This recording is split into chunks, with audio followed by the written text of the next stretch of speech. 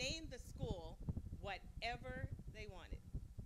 They were asked to give names for the school, and those names would be submitted. And the children of whites, Asians, Mexicans, and other unanimously chose Martin Luther King High School. Now, I can't begin to tell you that that was only 24 short years ago and the uproar that that brought in Riverside, California. Niggers was sprayed across the cars just 24 years ago in Riverside, California. Go home, you're not welcome was still sprayed on cars and yelled at children when they came to school their first day in Riverside, California in 1999.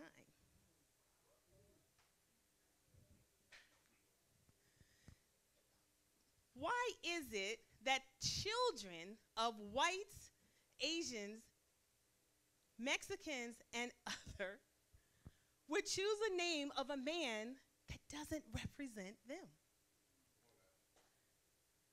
I believe that it has so much to do with the man known as the father of Black history, Dr. Carter Godwin Woodson. Dr. Woodson decided way back in 1915 when he went to Chicago, he was there to celebrate the 50th anniversary of the Emancipation. And they had exhibits all in the Coliseum of all the work since the abolition that African Americans had done, all the accomplishments.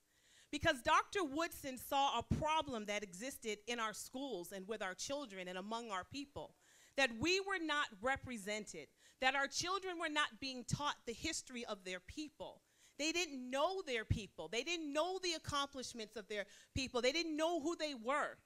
I myself grew up in Maine. I was always the only Black in my school, the only Black in my church. I was everybody's Black friend. I made everybody politically correct. I have a Black friend. She's right there. They expected me to play sports and all of those type of things that they had the expectations. They wanted to touch my hair. I don't touch my hair. Do I touch your hair? But how it happened is that Dr. Woodson was at this event and it encouraged him.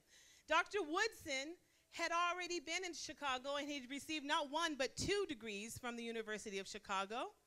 He had received a bachelor's and a master's, and this was after he had already received a degree, an undergraduate degree at his undergraduate school in Kentucky. This all from a man who was born to enslaved parents. But wait, there's more.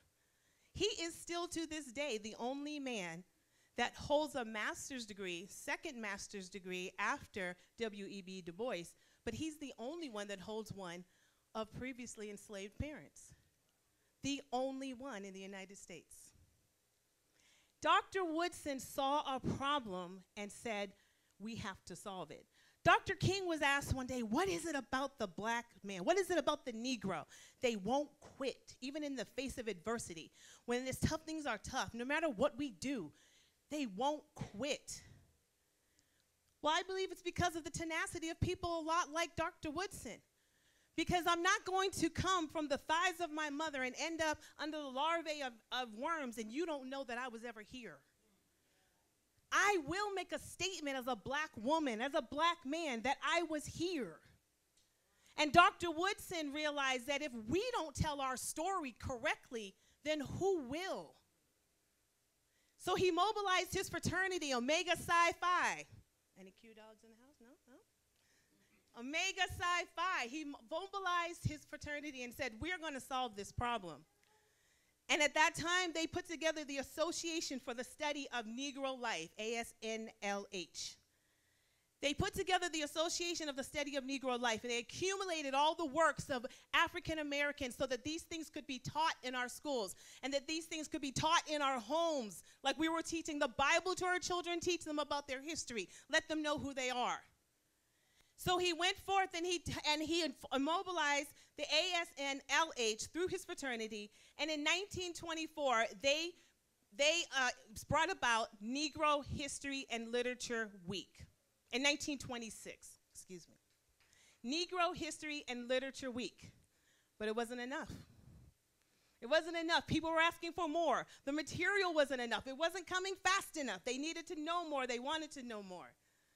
And Dr. Woodson never married, never had children, because he dedicated his life to making sure that there would be a legacy left, that there would be a platform where you and I could stand on this stage, could stand here one day, over 100 years later, and talk about the man that made sure that we had a place to speak our voice and speak our truth and tell our story. So, 1976, President Gerald Ford, with the push of the ASNLH and the younger students, officially made Black History official in the United States. A Black History Month official in the United States in 1976. And it was because of the push of these children, and Dr. Woodson never saw it come to fruition. He had died 20 years previously. 20 years. But just like that reporter asked Dr. King a question, what is it about the Negro that makes us not quit? We sit in these chairs today. I stand on this stage today. 100 years from now, what will our children say about us? Will we have made any type of contribution? Will we have made anything significant, even just in our family, in our homes, or in our community? Can we take a lesson from Dr. Woodson, who just saw a problem and devoted his life to solving one problem? Today, we stand here because of this man, our forefather, and we can tell our story, and we can go look at our exhibits, and we can put up our posters, and we can sing our songs, and we can celebrate our God, and we can celebrate our hair, and we can wear our style, and we can display ourselves in an appropriate and a distinguished and an educated manner, unashamed and grateful and proud because of the father of Black history, Dr. Carter G. Woodson.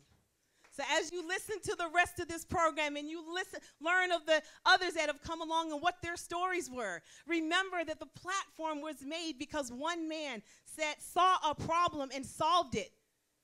That's all we have to do. One problem, be the answer. Enjoy the rest of our Black History program.